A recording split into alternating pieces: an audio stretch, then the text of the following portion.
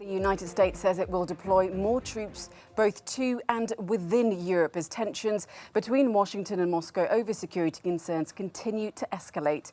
2,000 troops will be sent to Poland and Germany, while 1,000 infantry personnel based in Germany will be redeployed to Romania. The Pentagon says the move is part of efforts to bolster NATO eastern flank amid further Russian military buildup on Ukraine's border. Moscow denies any plans for armed aggression towards its neighbour, but Washington says there continues to be cause for concern. But in terms of why now, here's just a couple of factors. Mr. Putin continues to add forces, combined arms, offensive capabilities, even over just the last 24 hours. He continues to add in Western Russia and in Belarus, and again, as I said, in the Mediterranean and the North Atlantic. He has shown no signs of being interested or willing to de-escalate the tensions.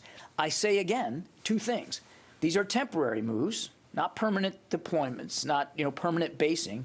And two, we're not ruling out the possibility that there will be more coming up in future days and weeks. Meanwhile, other NATO allies have offered further support to Ukraine following aid pledges by Britain and Poland. The Dutch Prime Minister Mark Rutte was in Ukraine for talks with President Zelensky. The Netherlands has agreed to provide financial aid for the country. The two leaders also promised joint efforts to bring justice to those responsible for the 2014 downing of MH17 passenger plane.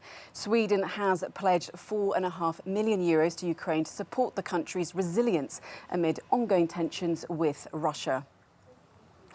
Well, for more on this, let's now bring in our Russia analyst, Galina Polinskaya. Galina, good to see you as always. So Putin says the US and NATO are not taking Russian security concerns seriously. Now, this move by the United States to move 3,000 troops to Poland, to Germany and Romania, that's not really going to allay those fears, is it?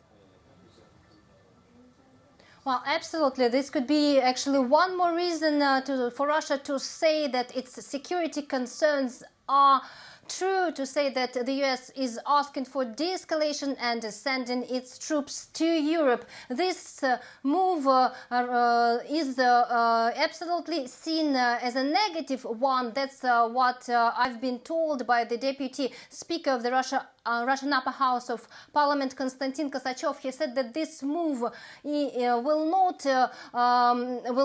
destroy the whole process, but really will not help this process to move forward. We have heard from Vladimir Putin yesterday that Russia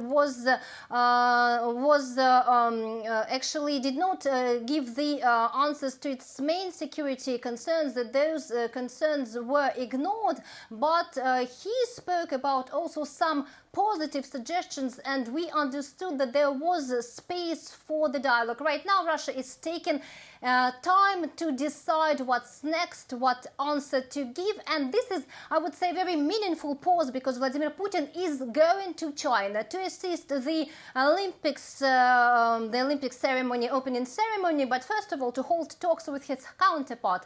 And ahead of those talks, the Kremlin said that Mr. Xi Jinping and Vladimir Putin were on the same page concerning the global security, and this is absolutely a message to the United States. And Vladimir Putin's spokesperson Dmitry Peskov today answered his counterpart, the White House press secretary, who said that Russia was like a fox sitting at the top of the hen house and saying that it was scared. Well, he said that Russia is used to being compared with a bear who would not climb this hen house because it is too heavy.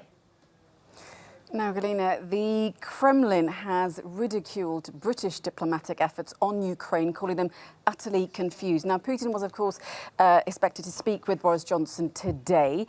Are Johnson's domestic issues perhaps affecting the UK standing in this crisis? Well, we have heard a lot recently in the Russian media about what is happening domestically and what problems Boris Johnson is facing at home. They are actually calling it the alcohol scandal at the Downing Street and say that it is far more important for Mr. Johnson than the security guarantees problems of Russia or the situation in Ukraine. We have heard that Mr. Johnson yesterday in Kiev said that Vladimir Putin was threatening Ukraine with a gun to the head of Ukraine, trying to rewrite the security map of Europe, while Russia has already downplayed the role of this visit and those sayings, because Mr. Johnson stated the threat of Russia was really, really serious. Well, Russia says that any such sayings by Mr. Johnson on any other Western politicians are not true, that they are manipulations.